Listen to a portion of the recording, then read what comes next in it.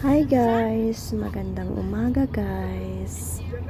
Ngayong araw na to guys, is off day namin guys. Actually guys, tatlo talaga kami. Yes, tatlo talaga kami guys. Yan siya yung pinsan ko guys. Kaya magkasama kami kasi dito sila natutulog. Tapos, yung isa, pupuntahan namin sa Jabal Ali. Yan pala yung bayan guys na address. Tapos yan yung highway. Ang gaganda ng mga ng mga building guys. Ang sarap sa mata. Tapos sobrang linis. Tingnan niyo po guys, oh. Siya nga pala guys. Ngayon, Friday, kami mag-off kasi walang work yung mga amo namin. So, kaya kami nag-off din ng Friday para kagaya sa pinsan ko, mayroon siyang alaga. So, yung amo niya ang magbantay sa alaga niya.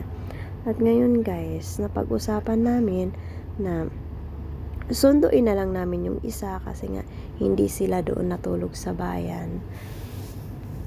Kaya pupuntahan namin sa Jabal Ali guys. Itutur ko kayo guys.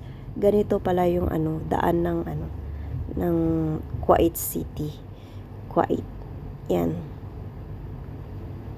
Medyo hindi naman mainit ang temperature ngayon guys.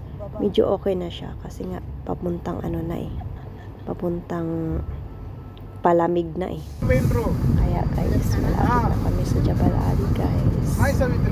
So, pabalik na kami guys.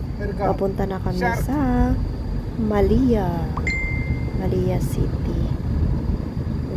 Ang gaganda ng mga building guys. Oh, ang lilinis tingnan. Tingnan mo.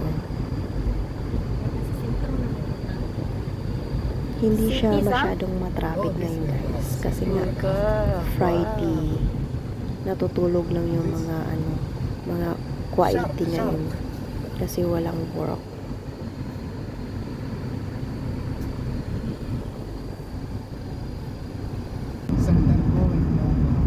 Ang ganda talaga ng weather ngayon guys. Oh,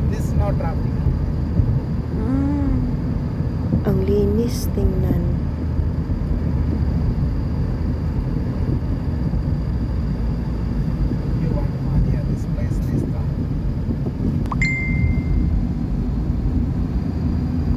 Ang ganda oh.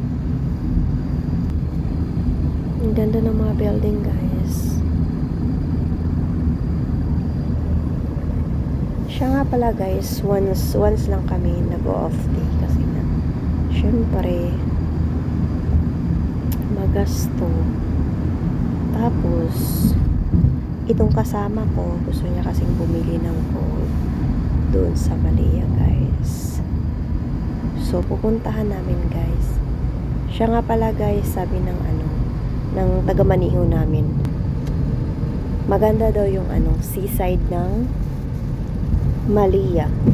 Seaside. Marami daw yung mga taong pupunta dyan.